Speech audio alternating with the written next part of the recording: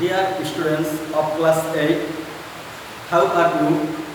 I hope you are all well by the grace of Almighty. Today we are discussing English. আজ আমরা grammar বিষয় নিয়ে আলোচনা করব। আজকে আমাদের আলোচনার বিষয় চেঞ্জিং সেন্টেন্স। অর্থাৎ তোমরা আগেই শিখেছো যে সেন্টেন্স কি। সেন্টেন্স ইংরেজিতে যাকে সেন্টেন্স বলা হয়, বাংলায় তাকে বাক্য বলে। আর এই বাক্যের পরিবর্তন, তোমরা সবাই জেএসসি পরীক্ষার্থী, তাই এই বিষয়টি তোমাদের খুব ভালোভাবে আয়ত্ত করতে হবে। তোমরা যদি তোমাদের প্রশ্ন প্যাটার্ন অথবা কোশ্চেনের উপর লক্ষ্য রাখো, তাহলে দেখবে যে কোশ্চেন নম্বর 11 অর্থাৎ 11 নম্বর প্রশ্নে তোমাদের এই বিষয় লিখতে হবে এবং এখানে তোমাদের নম্বর থাকবে 5। তা আমরা সেন্টেন্সের উপরে আজকে এই বিষয়গুলো আলোচনা করব। তাহলে চেঞ্জিং সেন্টেন্স মূলত বাক্যের পরিবর্তন। আমরা বাক্যকে দুইটা ভাবে পরিবর্তন করতে পারি বা বাক্যকে দুইটা ভাবে রূপান্তর করতে পারি। নম্বর 1 কনভারসেশন and number 2 আমি একটু গ্যাপ দিয়ে লিখলাম transformation.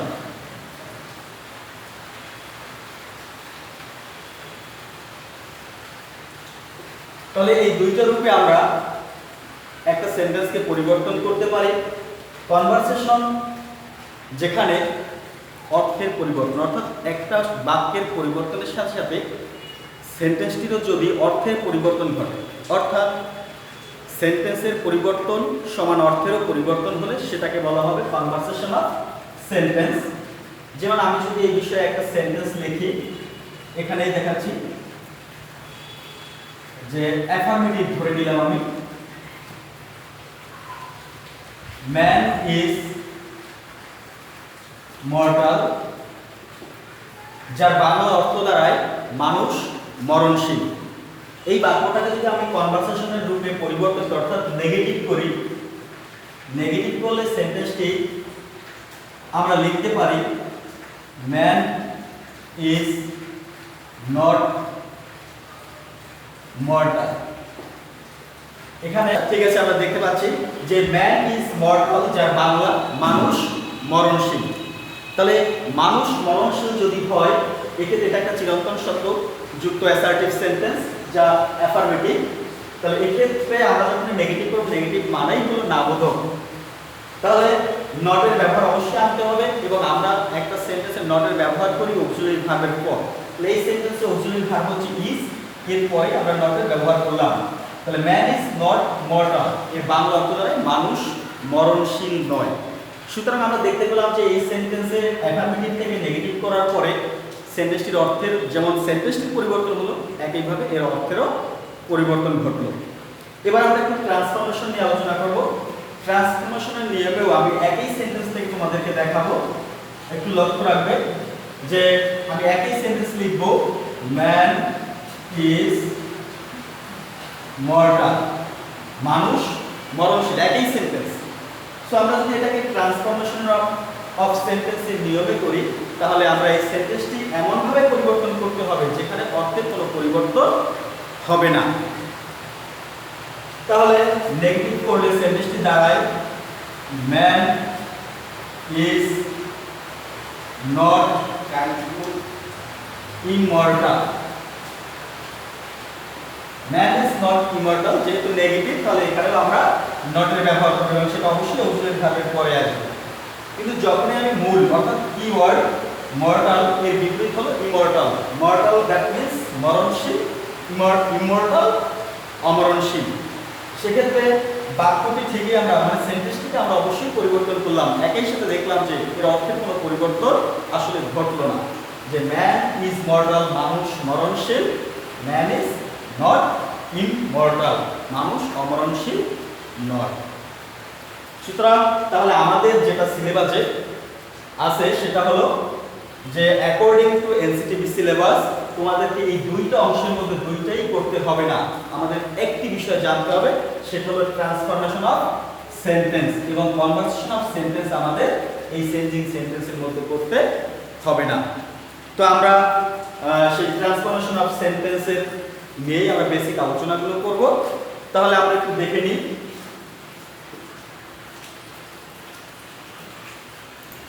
According to sentence, there are 5 kinds of sentence. According to meaning, according to meaning,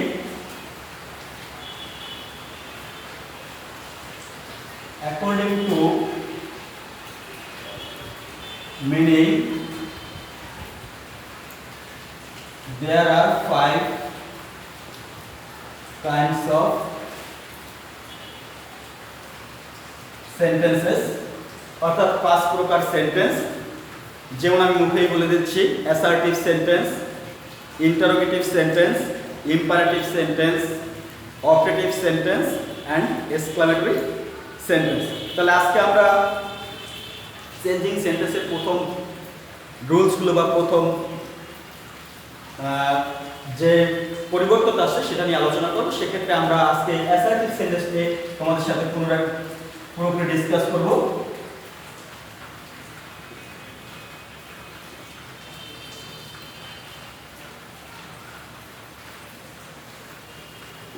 assertive sentence বিবৃতি বা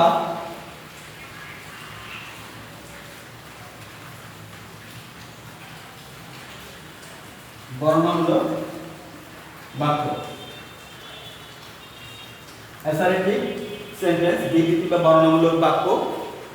তাহলে বিবৃতি বা বর্ণনা কাকে বলে সেটা আমাদেরকে বুঝতে হবে। দেখো, বিবৃতি বা বর্ণনা দুইটা একই কথা।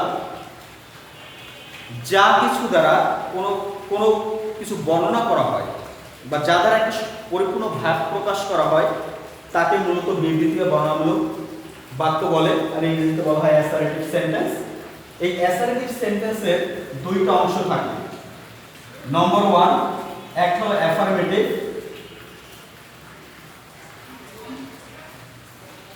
Affirmative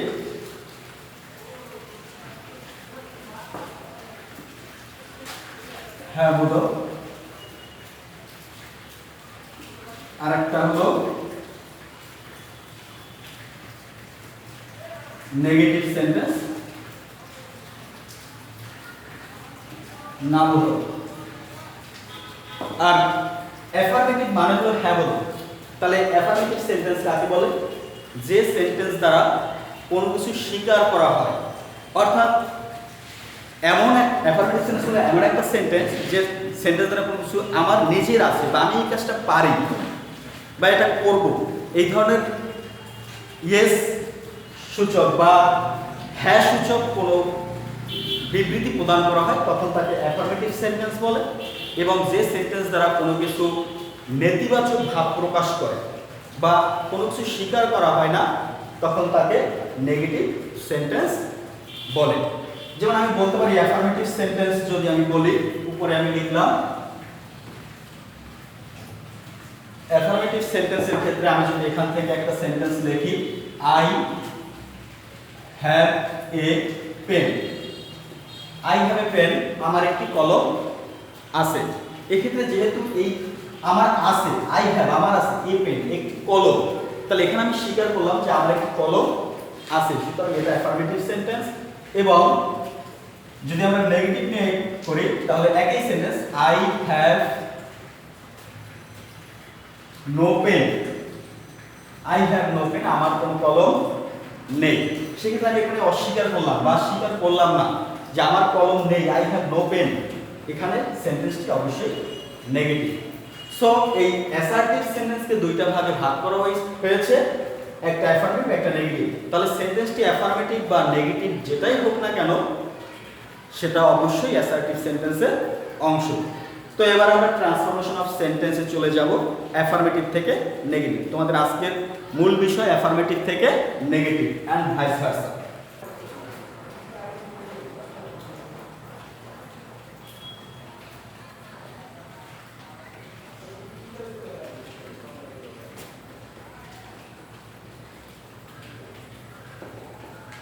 affirmative two negative.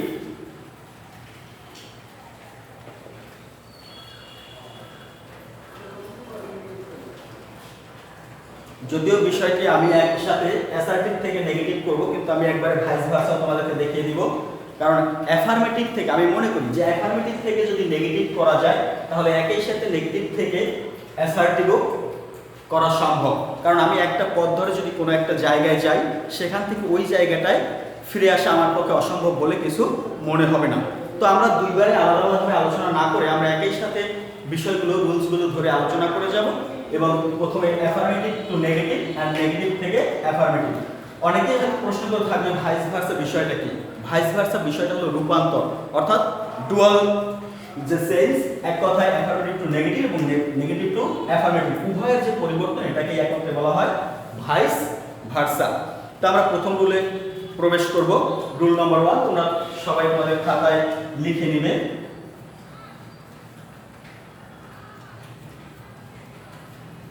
Rule 1,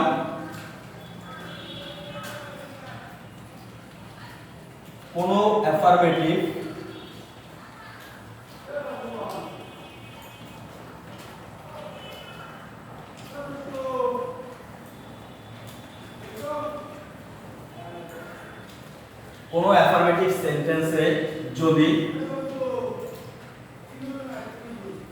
only বা অ্যালোন থাকে তাহলে নেগেটিভ করার সময়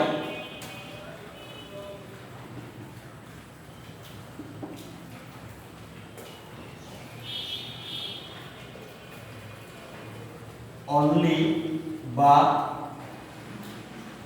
অ্যালন এর পরিবর্তে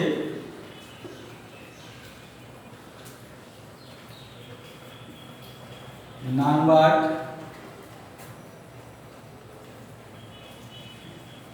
nothing but,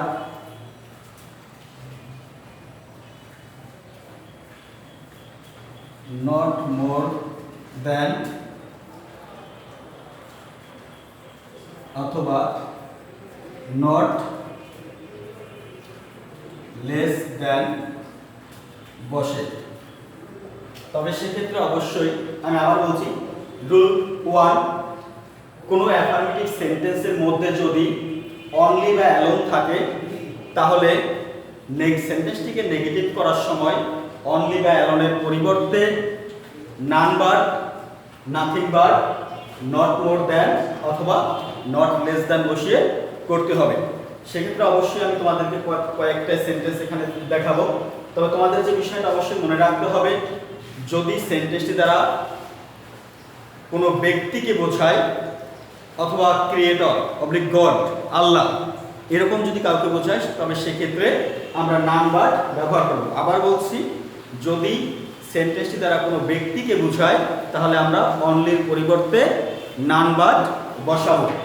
কিন্তু সেন্টেন্সটি দ্বারা যদি কখনো কোনো বস্তুকে বোঝানো হয় তাহলে সেক্ষেত্রে অনলি ব্যবহারের পরিবর্তে নাথিং বাট বসাবো।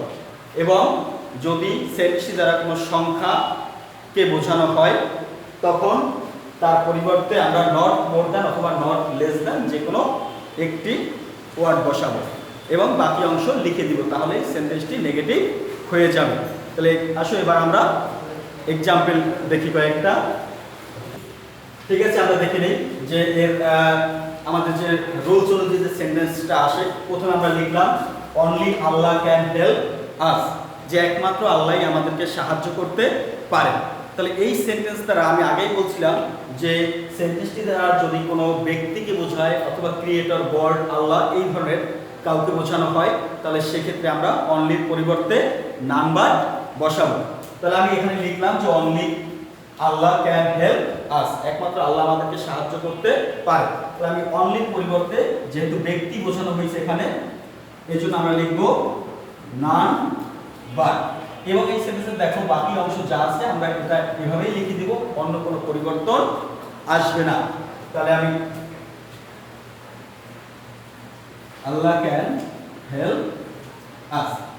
ঠিক শিক্ষার্থী বন্ধুরা, এভাবে আমি এখানে অ্যাফার্মেটিভ থেকে নেগেটিভ রূপ করলাম সেন্টেন্সটা। আমি যদি তোমাদেরকে আগেই বলেছি যে আমি একবারে ভাইস ভার্সা করব, কারণ দুইটা বিষয় আমরা একই, যেহেতু আমরা অ্যাফার্মেটিভ থেকে যদি নেগেটিভ করি তাহলে নেগেটিভ থেকে অ্যাফার্মেটিভে আসার কোনো সমস্যা থাকার কথা নয়। এক্ষেত্রে তাহলে আমি যদি আবার নেগেটিভ থেকে অ্যাফার্মেটিভে যাই তাহলে দেখবো যে এই সেন্টেন্সে যেহেতু নেগেটিভ সেন্টেন্সটা আবার কি আছে, নান ভার্ব। সুতরাং নান ভার্বের পরিবর্তে আমাকে অ্যাফার্মেটিভ করার সময় শুধু এই নান ভার্বের পরিবর্তে অনলি বসিয়ে দিলে এই সেন্টেন্সটি পুনরায় অ্যাফার্মেটিভ হয়ে যাবে। ঠিক আছে, এবার আমরা নেক্সট আরেকটি एग्जांपल দেখে নেব। Affirmative sentence, he played only cricket.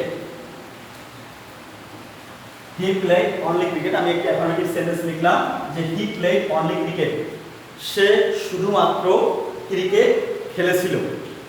Subject ভি2, বাকি অংশ অবজেক্ট হিসেবে আমরা চিহ্নিত করতে পারি। তাহলে এখানে পাস্ট ইনডিফিনিট সেন্টেন্সটি আছে এবং এই বিষয়ে অনলিটা অবশ্যই, যে অনলি শব্দটা সেটা একটা নাউনের পূর্বে আছে only. He played only cricket. Negative করলে সেন্টেন্সে যেহেতু ক্রিকেট একটা বস্তুর নামকে বোঝায়, একটি বস্তুর নামকে বোঝানোর কারণে এখানে আমরা অনলির পরিবর্তে নাথিং বা বসাবো। তাহলে he played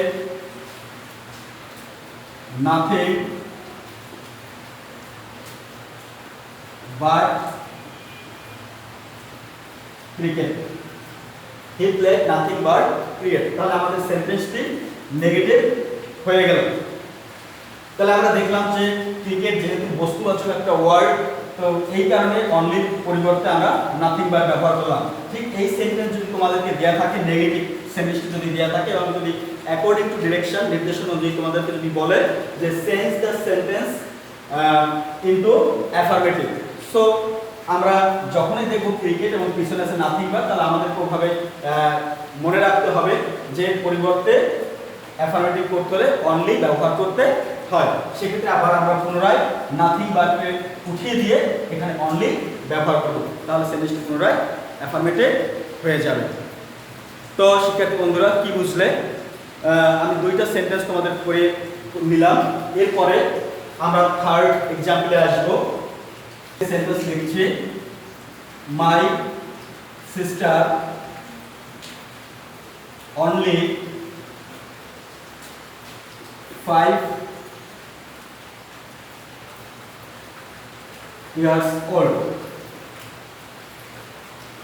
My sister is only 5 years old. আমার বোনের বয়স মাত্র 5 বছর। এক্ষেত্রে সেন্টেন্সটি দ্বারা এই অনলি শব্দটি 5 ইয়ার্স ওল্ড শব্দের পূর্ববর্ষের সংখ্যাকে নির্দেশ করছে। আর যদি সেন্টেন্সটি এরকম কোনো সংখ্যাকে নির্দেশ করে এবং সেখানে যদি অনলির ব্যবহার থাকে, তাহলে আমি নেগেটিভ করার সময় নট মোর দ্যান অথবা নট লেস দ্যান বসিয়ে সেন্টেন্সটি কমপ্লিট করব। তো দেখি আমরা, my sister is not only পরিবর্তে আসবে not more than, not more than 5 years old. My sister is not more than 5 years old. আমার বোনের বয়স 5 বছরের বেশি নয়। আমি আবার নট মোর দ্যানের পরিবর্তে নট লেস দ্যান দিয়েও সেন্টেন্সটিকে নেগেটিভ করতে পারি। সেক্ষেত্রে হবে আমার বোনের বয়স 5 বছরের কম নয়। অর্থাৎ তোমরা একটু খেয়াল করে দেখবে যে আমার বোনের বয়স 5 বছরের বেশি নয় অথবা 5 বছরের কম নয়, আমি যেটাই বলি সেটাই কিন্তু এটাই মিন করে যে তার বয়স 5 বছর। তো এই সেন্টেন্সটিকে যদি আমি আবার নেগেটিভ থেকে অ্যাফার্মেটিভ নেই, তাহলে নট মোর দ্যান দেখে আমাদেরকে চিন্তা করতে হবে, এর পরিবর্তে আমাকে একটা অনলি বসাতে হবে। তাহলে যদি আমি নট মোর দ্যানের পরিবর্তে অনলি বসাই, তাহলে সেন্টেন্সটি পুনরায় অ্যাফার্মেটিভ হয়ে যাবে। তো আমরা প্রথম রুলসের থেকে এইটি সেন্টেন্সই করলাম। হয়তো তোমাদের বই, তোমাদের যে গ্রামার বই আছে সেগুলো খুলে হয়তো তোমরা দেখবে যে একই রুলসে আমি যেটা করলাম, এটা হয়তো 3টে রুলসে আলাদা আলাদাভাবে থাকতে পারে, এজন্য অবাক হওয়ার কিছু নেই। তোমরা বইগুলো যদি এখন স্পষ্টভাবে একটু বোঝার চেষ্টা করো তাহলে তোমরা খুব সহজেই এর তুলনামূলক যে পার্থক্য সেটা বুঝতে পারবে। তো আমি এবার নেক্সট রুলে চলে যাব। কোনো অ্যাফার্মেটিভ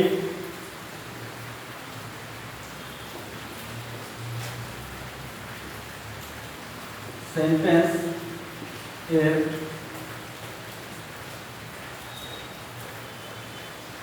কোনো অ্যাফার্মেটিভ সেন্টেন্সের মধ্যে অলওয়েজ শব্দটি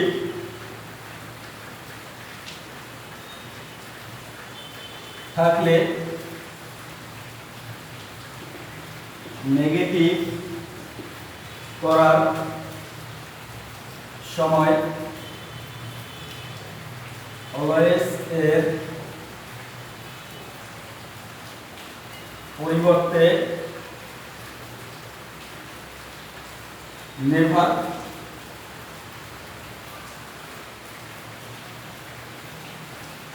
বসাতে হবে এবং একই সাথে কি সেন্টেন্সটি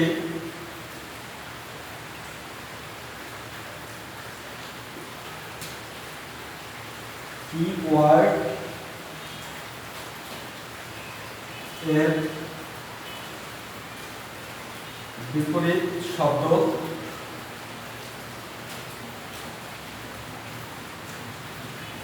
বসাতে হবে। আমি আবার বলছি একটু যে কোনো অ্যাফার্মেটিভ সেন্টেন্সের মধ্যে অলওয়েজ একটি অ্যাডভার্ব ওয়ার্ড যা দ্বারা সময়কে নির্দেশ করে। সো কোনো সেন্টেন্সের মধ্যে যদি অলওয়েজ শব্দটি থাকে তাহলে নেগেটিভ করার সময় অলওয়েজের পরিবর্তে আমরা যেখানে অলওয়েজ আছে সেখানে নেগেটিভ করার জন্য নেভার বসাবো, যেহেতু নেভার শব্দটি একটি নেগেটিভ ওয়ার্ড।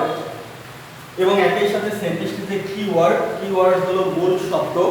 সাধারণত কি বলতে চাবি বলা হয়, তাহলে চাবি ছাড়া যেমন কোনো তালার লক খোলা সম্ভব নয়, ঠিক একই রকম একটা সেন্টেন্সের এমন একটা শব্দ আছে যে শব্দটা বা যে ওয়ার্ডটা ছাড়া ওই সেন্টেন্সটার অর্থ পরিপূর্ণতা পায় না। সেই সেন্টেন্সটির অপোজিট ওয়ার্ড বা বিপরীতাত্মক শব্দ বসে সেন্টেন্সটিকে নেগেটিভ করতে হয়। তো এবার আমরা এর একটা এক্সাম্পল দেখব। যেমন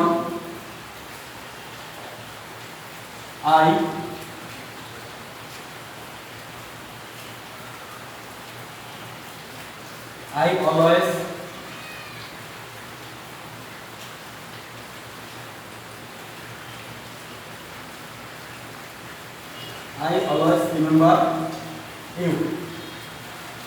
আমি সর্বদা তোমাকে মনে করি। তো এই সেন্টেন্সের মধ্যে প্রেজেন্ট ইনডিফিনিট টেন্সে আছে সেন্টেন্সটি আমি সর্বদা বা সার্বক্ষণিক রিমেম্বার ইউ তোমাকে স্মরণ করি। তো এই সেন্টেন্সের নেগেটিভ কোড হলে প্রথমে আমরা সাবজেক্ট যেটা আছে সেটা লিখে দিব। এরপরে আমি আগেই বলছিলাম বলা হয়েছে যে কোনো অ্যাফার্মেটিভ সেন্টেন্স যদি অলওয়েজ থাকে তাহলে নেগেটিভ করার সময় অলওয়েজ শব্দটি উঠে যাবে এবং এর পরিবর্তে নেভার বসবে। তাহলে আই নেভার, এবং এই শব্দে দেখো রিমেম্বার, দ্যাট মিন্স স্মরণ করা, মনে করা। তো এটাই হলো এই সেন্টেন্সের কিওয়ার্ড কিভাবে বোঝা যাবে, যদি আমি এই শব্দটা বাদে নিয়ে দিই সেন্টেন্স থেকে তাহলে তোমরা দেখতে পাবে যে এখানে কোনো অর্থই সেন্টেন্সটি প্রকাশিত হয় না বা কোনো অর্থ প্রকাশ করতে পারে না। সো এটাই এই সেন্টেন্সের কিওয়ার্ড। এই হিসেবে রিমেম্বার যদি স্মরণ করা, এর বিপরীতার্থক অপোজিট ওয়ার্ড হলো ভুলে যাওয়া। তাহলে ভুলে যাওয়া ইংলিশ হলো ফরগেট। এখানে যেহেতু প্রেজেন্ট ফর্ম, এখানে অবশ্যই আমাদের প্রেজেন্ট ফর্মে লিখতে হবে I never forget you. So দেখো সেন্টেন্সটি এখন অ্যাফার্মেটিভ থেকে নেগেটিভে রূপান্তর হলো। তো যদি এই ধরনের কোনো সেন্টেন্স আমাদের আসে, এখন তোমাদের পরীক্ষায় হয়তো সেন্টেন্সটি দিয়ে সামনে লিখে দিবে নেগেটিভ করো, অ্যাকর্ডিং টু ডিরেকশন নেগেটিভ করো, তখন তোমরা এই সেন্টেন্সটি লিখে আবার অনেক সময় বলতে পারে এরকম সামনে মেক ইট অ্যাফার্মেটিভ যদি করতে বলে কখনো, তাহলে উপরের সেন্টেন্সটা আমাদের তখন থাকবে না এবং এই সেন্টেন্সটা দেওয়া থাকবে। সো তখন আমাদের ওই নেভার দেখে মনে রাখতে হবে বা মনে করে লিখতে হবে। নেভার থাকলে আমরা জানি অ্যাফার্মেটিভ করার সময় এর পরিবর্তে অলওয়েজ বসে এবং নেভার শব্দটি উঠে যায়। এবং এই সেন্টেন্সগুলো ঠিক একই রকম, দেখো আই নেভার ফরগেট, এখানে ফরগেট ভুলে যাওয়া, এটা হলো এই সেন্টেন্সের কিওয়ার্ড এবং কিওয়ার্ডের বিপরীত শব্দ হলো রিমেম্বার। তোমরা এখানে রিমেম্বার ব্যবহার করবে, তাহলে আই অলওয়েজ রিমেম্বার ইউ। তো এভাবেই আমাদের সেন্টেন্সগুলো কনভার্ট করতে হয়। তাহলে আমাদের 2 নম্বর রুল সম্পন্ন হলো, আশা করি সবাই বুঝতে পারছো। তো এবার আমরা পরের রুলসে যাব। তো শিক্ষার্থী বন্ধুরা, এবার আমরা তৃতীয় রুলস দেখব। রুল নম্বর 3, দেখো যে কোনো অ্যাফার্মেটিভ সেন্টেন্স এর মধ্যে মাস্ট থাকলে, must one kind of auxiliary, এবং এটাকে মডাল অক্সিলারি ভার্ব বলা হয়। এবং যেটা কোনো কিছু যদি বাধ্যবাধকতা প্রকাশ পায় সেক্ষেত্রে আমরা must, have to, has to এই ধরনের অক্সিলারি বসাই। তো কোনো অ্যাফার্মেটিভ সেন্টেন্সের মধ্যে যদি মাস্ট থাকে সেক্ষেত্রে সেন্টেন্সটিকে নেগেটিভ করতে হলে মাস্টের পরিবর্তে ক্যান নট বাট অথবা ক্যান নট হেল্প বসিয়ে সেন্টেন্সটিকে নেগেটিভ করতে হবে।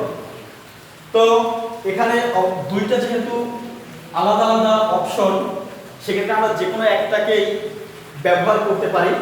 তবে ক্যান নট বাট ব্যবহার করা অপেক্ষাকৃত তোমাদের জন্য একটু সুবিধা, অথবা ক্যান নট হেল্প বসলে বাটকে একটু পরিবর্তন লক্ষ্য করতে হবে। তাহলে আমরা প্রথমটা দিয়ে করি। সেন্টেন্সটি অ্যাফার্মেটিভ, আমি এখানে একটি সেন্টেন্স লিখছি যে উই মাস্ট ওবে আওয়ার প্যারেন্টস, আমরা অবশ্যই আমাদের পিতামাতাকে মান্য করব অথবা মেনে চলব। তো সেন্টেন্সটিকে যদি আমি নেগেটিভ করি তাহলে প্রথমে সাবজেক্ট হিসেবে আছে উই আমরা লিখে দিব। এরপর বলছি যে সেন্টেন্সের মধ্যে মাস্ট যদি থেকে থাকে তাহলে সেটাকে নেগেটিভ করার সময় মাস্টকে ক্যান নট বাট অথবা ক্যান নট হেল্পে রূপান্তর করতে হবে। তাহলে কান্ট বাট আমি প্রথমে করলাম, এবং মাস্টের পরিবর্তে ক্যান নট বাট বা কান্ট বাট বসে বাকি যে অংশটুকু আছে সেই অংশটুকু লিখে দিলেই সেন্টেন্সটি নেগেটিভে রূপান্তর হয়ে যাবে। তাহলে বাট ওবি আওয়ার প্যারেন্টস। তাহলে আশা করি সম্পূর্ণভাবে তোমরা বিষয়টি বুঝতে পারছো। ঠিক একইভাবে যদি আমরা এটাকে ভাইস ভার্সায় নিয়ে নেই তাহলে তোমাদের সেক্ষেত্রে নেগেটিভ সেন্টেন্স হয়তো দেয়া থাকবে যে we can't but Obi our parents. এই সেন্টেন্সটি যদি দিয়ে তোমাদেরকে কখনো অ্যাফার্মেটিভ করতে বলে তাহলে ক্যান বাট এর পরিবর্তে তোমাদেরকে আসলে মনে রাখতে হবে যে অ্যাফার্মেটিভে মাস্ট থাকলে নেগেটিভ করার সময় ক্যান নট বাট বা ক্যান নট হেল্প বসে। এটা একদম মেমোরাইজ করে রাখবে তোমরা। তো সেন্টেন্সটি ক্যান নট বাট দিয়ে যখন আবার আমি মাস্ট ব্যবহার করব এবং বাকি অংশ যেটুকু আছে সেটুকু লিখে দিলে সেন্টেন্সটি কনভার্ট হয়ে যাবে আবার অ্যাফার্মেটিভ সেন্টেন্সে। তো আমাদের বাকি থাকলো কান্ট হেল্প। তাহলে according to right forms of verb তোমরা একটা রুলস অবশ্যই করে থাকবে যে একই সেন্টেন্সে যদি পাশাপাশি দুইটি ভার্ব ব্যবহৃত হয় তখন দ্বিতীয় ভার্বটির সাথে আইএনজি যোগ করতে হয়। তো আমরা এখানে দেখলাম যে ক্যান নট হেল্প, যদি আমরা সাধারণভাবে হেল্পকে আলাদাভাবে আইডেন্টিফাই করি তাহলে দেখব হেল্প একটি ভার্ব হিসেবে ব্যবহৃত হচ্ছে। তাহলে মনে রাখার সুবিধার্থে আমি বলবো তোমরা হেল্পকে ভার্ব হিসেবে মনে মনে ধরবে। তো এই সেন্টেন্সটার অর দিয়ে আমরা ক্যান নট হেল্প দিয়ে দেখাবো।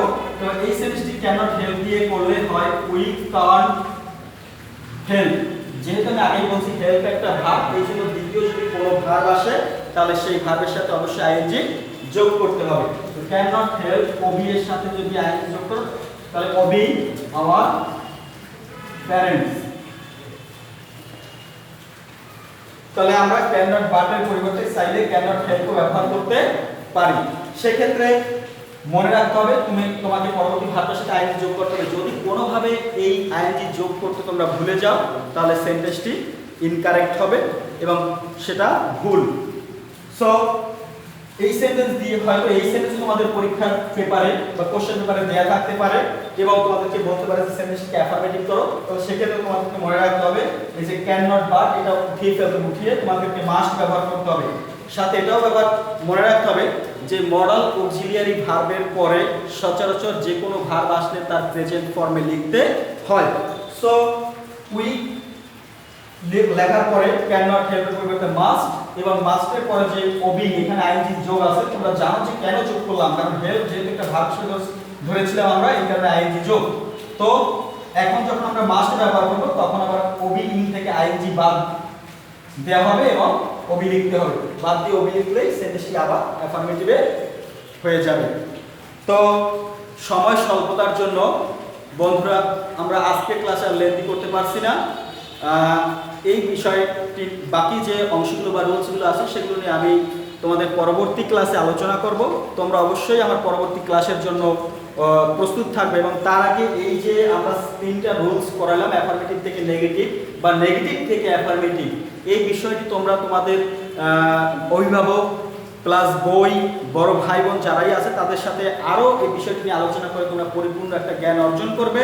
এবং এখান থেকে কমপক্ষে তোমরা 10টি সেন্টেন্স, এই 3টা রুলসের উপর 10টি সেন্টেন্স তোমরা খাতায় প্রস্তুত করে তাদেরকে দেখাবে।